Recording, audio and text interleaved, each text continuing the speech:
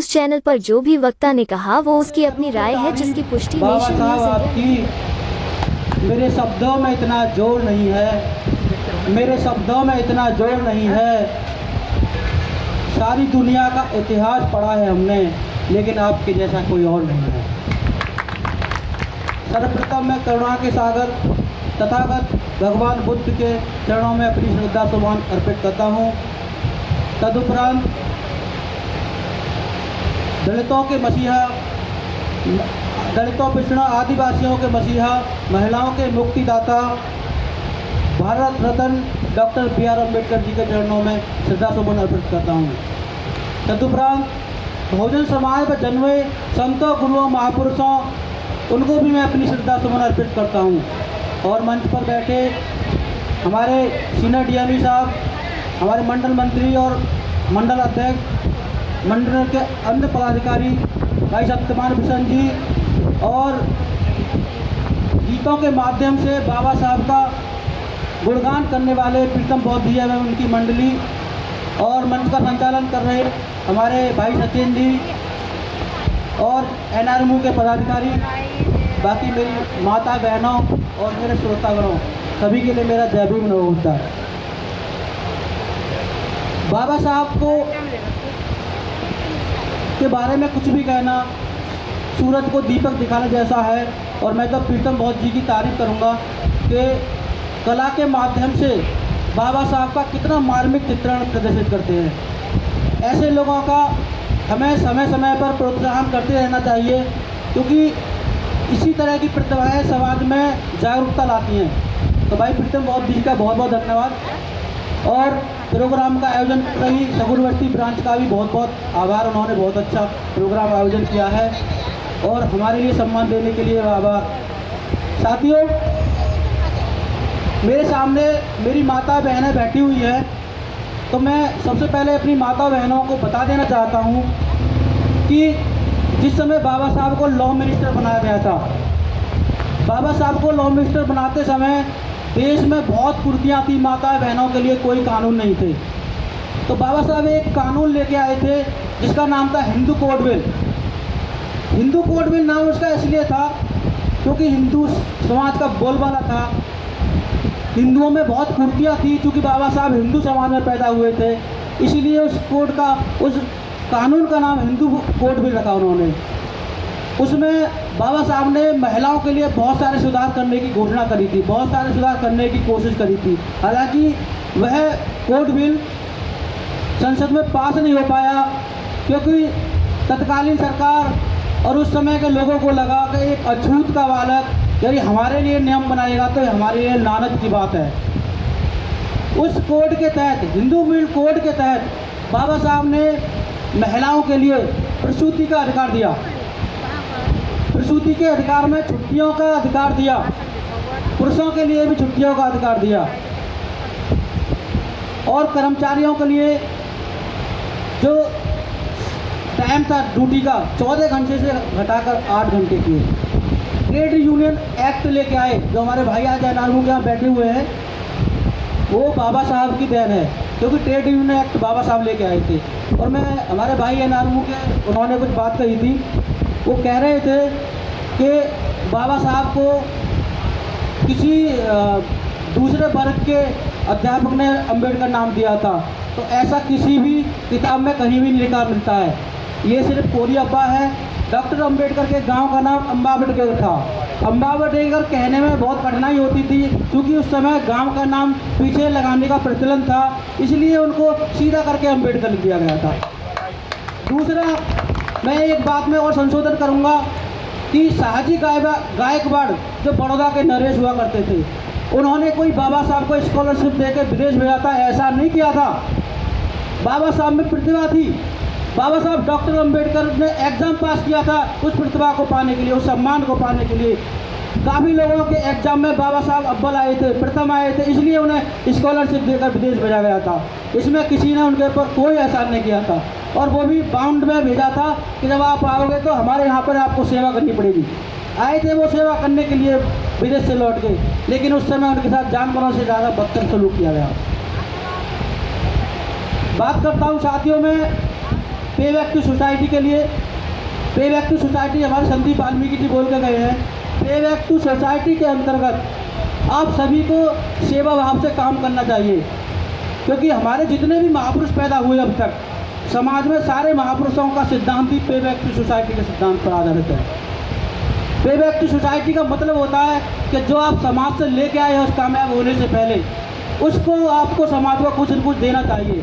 लेकिन चूंकि हमारी इतनी हैसियत नहीं कि हम समाज को कुछ दे दें, तो कुछ तो हम दे सकते हैं, तो आपको कुछ न कुछ समाज को पे बैक टू सोसाइटी के अंतर्गत देना चाहिए। आचार्य JB कृपलानी जब बाबा साहब संविधान सभा से संविधान सौंप कर आ रहे थे, तो आचार्य JB कृपलानी जी ने बोला कि बाबा साहब आज आप बहुत खुश हो। तो बाबा साहब ने कहा कि हाँ मैं खुश होऊंगा, क्योंकि मैं ऐसा काम करके आया हूँ। तो बाबा साहब से पूछा उन्होंने कि ऐसा क्या काम करके आए हैं आप। उन्होंने कहा कि मैंने आज भारत का संविधान पेश करके रानी के पेट को बांझ बना दिया। वो समझ नहीं पाए कृपलानी जी कि आपने संविधान से रानी के पेट का क्या संबंध। बाबा साहब ने कहा कि पहले जो राजा होता था वो रानी के पेट से होता था, परंपरा थी कि राजा का बेटा राजा ही बनेगा। लेकिन आज मेरे साथियों, मेरे देश को मैंने ऐसा संविधान दिया है कि जो राजा बनेगा वो आपके वोट से बनेगा, और वोट देने का अधिकार चाहे वो गरीब है, अमीर है, हिंदू, मुस्लिम, सिख, ईसाई या किसी भी जाति धर्म का है, उसके लिए बाबा साहब ने दिया। हमारे भाई सत्यवान जी खड़े शॉर्ट समय मांग रहे हैं, तो मैं अपने कार्य को विराम करते हुए एक बात जरूर बोलूँगा। साथियों, हमारा संगठन all India SC/ST railway employ association एक वेलफेयर संगठन है, और ऐसा वेलफेयर संगठन है जो प्रशासन के साथ मिलकर अपना काम करता है, प्रशासन के साथ कंधे से कंधा मिलाकर अपना काम करता है, कभी प्रशासन को कोई हानि नहीं पहुंचाता है। लेकिन यदि प्रशासन अपनी हरकतों से बाज नहीं आया तो हम कहीं तक नहीं छोड़ते, चाहे हमें उसके लिए कहीं तक भी जाना पड़े। और मैं बताना चाहता हूँ, सीनियर DME साहब यहाँ बैठे हैं, इस मंच के माध्यम से बहुत सारी कंप्लेंटें स्टेट की भी आती हैं, हमारे साथियों को कोऑपरेट नहीं किया जाता है। तो इस तरह से जो है सीनियर DM साहब से हमारी भी गुजारिश है कि आप सभी की तरह उन्हें भी कोऑपरेट करिए, क्योंकि हमारा जो लोग होते हैं, जो हमारे साथी होते हैं, वो ग्रास रूट पर काम करते हैं और सबसे ज़्यादा मेहनत से काम करते हैं। तो मुझे बोलने के लिए यहाँ पे दिया सत्यपाल भाई ने, धन्यवाद सत्यपाल भाई। जय भीम, जय भारत, नमो। नमन करते हुए, सभी संतों गुरुओं महापुरुषों का स्मरण करते हुए और 132वें जन्मोत्सव में बाबा साहब डॉक्टर अम्बेडकर को पुष्पांजलि अर्पित करते हुए मंच पर विराजमान मेरे एसएन के नेतागण और अधिकारीगण और पांडाल में बैठे मेरे जुझारू साथियों, मैं ज़्यादा नहीं कहूँगा कि सदियाँ बीती इंतजार में, सदियाँ बीती इंतजार में, कुछ न दे पाया भगवान, और अल्प जीवन काल में जो दे गया बाबा महान, अल्प जीवन काल में जो दे गया बाबा महान। अरे मान कर उपकार उनका, मान कर उपकार उनका, नित चढ़ाए फूल हम, फिर पतन हो जाएगा उनको गए घर भूल हम, फिर पतन हो जाएगा। राह उनकी पर चले, राह उनकी पर चले, तभी तो कुछ मिल पाएगा, यदि मूर्ति पूजा ही करी तो फिर पतन हो जाएगा, फिर पतन। साथियों, मैं 3 बातें कहूँगा। उत्तर भारत में जब मैं पंपलेट देखता हूँ तो वहाँ ऊपर सबसे पहले स्लोगन बाबा साहब ने जो दिया, और वो स्लोगन दिया उन्होंने 20 जुलाई 1942 में नागपुर में फुल कास्ट फेडरेशन के अधिवेशन में उन्होंने कहा, जब वह 75,000 की भीड़ थी और उस 75,000 की भीड़ में लगभग 25,000 महिलाएं थीं और छात्रों की संख्या थी। उन्होंने कहा कि एजुकेट और ऑर्गेनाइज। अब हमारे उत्तर भारत में क्या होता है, शिक्षित बनो, संगठित बनो और संघर्ष करो। एजुकेशन का मतलब कहीं संघर्ष नहीं है। एजुकेशन का जो उन्होंने उस मंतव्य किया, उसका लॉजिक क्या था? वो लॉजिक था कि आप शिक्षित बनो, और शिक्षित बनने का मतलब है कि जो डिस्क्रिमिनेटेड सिस्टम, सोशल सिस्टम है इंडिया में जो प्रवेश कर रहा है, आज वर्तमान में विद्यमान है और कहीं ना कहीं आज भी है, जैसे हमारे पंडित वाल्मीकि जी बता के गए हैं, पूर्णतः खत्म नहीं हुआ है, ट्रांसफॉर्म हो रहा है दूसरी तरह से। तो उसको, उस सिस्टम को चेंज करने के लिए उसके आधार पर जो मानवीय गरिमा को तार तार किया जाता है जाति के आधार पर, उस व्यवस्था के प्रति आप आंदोलित होइए, आप उत्तेजित होइए, आपको बेचैनी पैदा होनी चाहिए शिक्षित होकर के। ये व्यवस्था हमारी लिए व्यवस्था है और मैं अपनी सारी शक्ति इस व्यवस्था को परिवर्तन के लिए लगाऊंगा। ये है एजिटेशन का। और ऐसे एजिटेटेड लोग जब इकट्ठे होंगे, संगठन बनाएंगे, संगठित रहेंगे, शक्ति प्राप्त करेंगे, तब इस व्यवस्था को बदल सकते हैं सारे। तो मेरे को समय की सीमा है, मैं केवल यही कहूँगा कि इस स्लोगन को आप जहाँ भी लिखा देखें, आप रेफरेंस दें। शूल का, ऑल इंडिया शूल का फेडरेशन का अधिवेशन नागपुर में 20 जुलाई 1942, नागपुर अधिवेशन की रिपोर्ट, उसको निकालें और पढ़ें। उसमें यही बाबा साहब ने स्लोगन दिया था, एजुकेट, एजिटेट, ऑर्गेनाइज। इसका मंतव्य यह था। मैं इसी बात के साथ अपनी वाणी को विराम देता हूँ। जय भीम, जय भारत। धन्यवाद सत्यवान जी। सर्वप्रथम बाबा साहब को श्रद्धासुमन अर्पित करते हुए आज के हमारे मुख्यमंत्री माननीय सीनियर डीएमई साहब, मैडम मीना जी, के अधिकारीगण, समस्त इस प्रोग्राम में शामिल हुए बाबा साहब के अनुयायियों, माताओं, बहनों, हमारे पत्रकार भाई पुष्पा जी और हमारे गायक कलाकार साथी ने आपका जो मनोरंजन किया, आपके लिए मैं आपका धन्यवाद करता हूँ। साथियों, समय बहुत हो चुका है, इस टाइम कुर्सी खाली है, लेकिन मैं ज़्यादा समय न लेने के थोड़ा सा आज हम बाबा साहब के 132वें जन्मदिन दिवस पर यहाँ एकत्रित हुए हैं।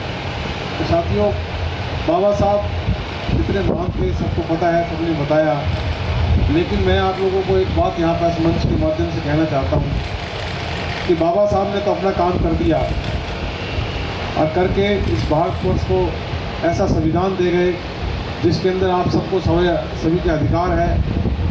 हमारी महिला शक्ति जो हमारे बीच में बैठी है, बराबर की प्रशासन चलाती है, बराबर काम करती है, हर तरह के अधिकार है।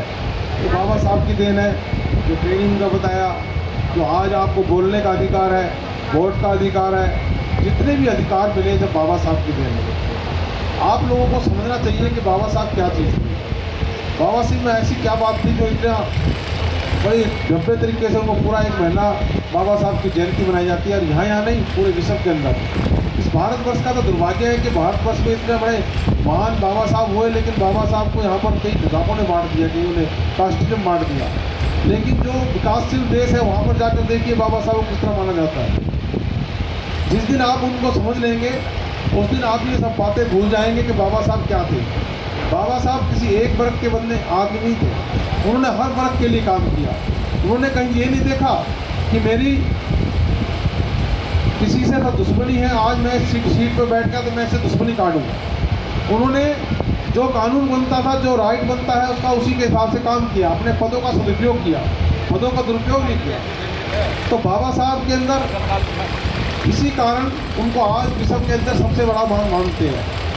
साथियों, यदि बाबा साहब ना होते तो कोई और होता तो संविधान के अंदर ऐसे प्रावधान करता कि क्योंकि उन्होंने जिस तरह से परिस्थिति से गुजरते रहे, जितना उन्होंने शोषण भोगता, जिस तरह से उनके साथ पढ़ाई के अंदर हर तरह से रुकावटें पैदा हुई, उन्होंने रुकावटों का सामना करते हुए जिन लोगों को रुकावटें पैदा करते थे उन लोगों को नतमस्तक करते, और वो जो लोग ऐसे करते थे वो उनके भगत बन गए।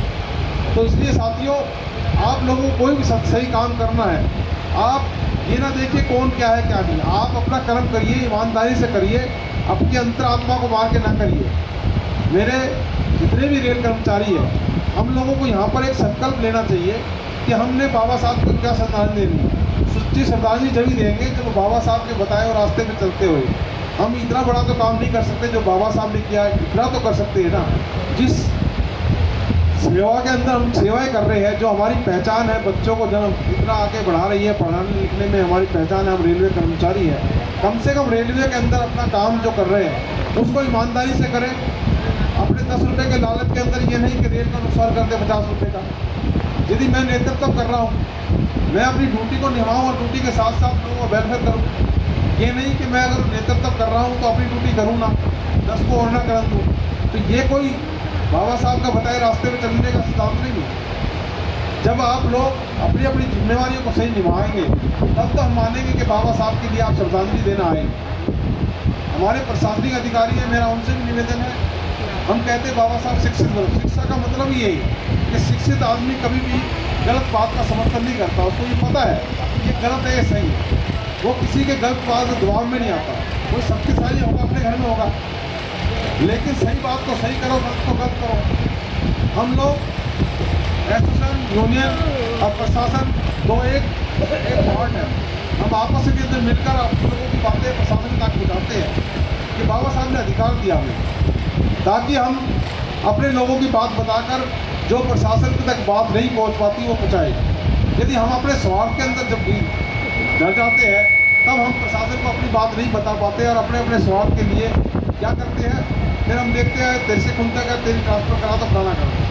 वेलफेयर करने वाला कभी ऐसा नहीं कराता। तो साथियों, मेरा सभी से निवेदन है, क्योंकि समय बहुत हो चुका है, हमारे सीनियर डीएम साहब ने भी और काम बहुत करने हैं, बहुत समय दिया, हम भी लेट हो गए क्योंकि डीआरएम साहब के साथ हमारे जयंती का प्रोग्राम था, 1 बजे तक उनके साथ थे।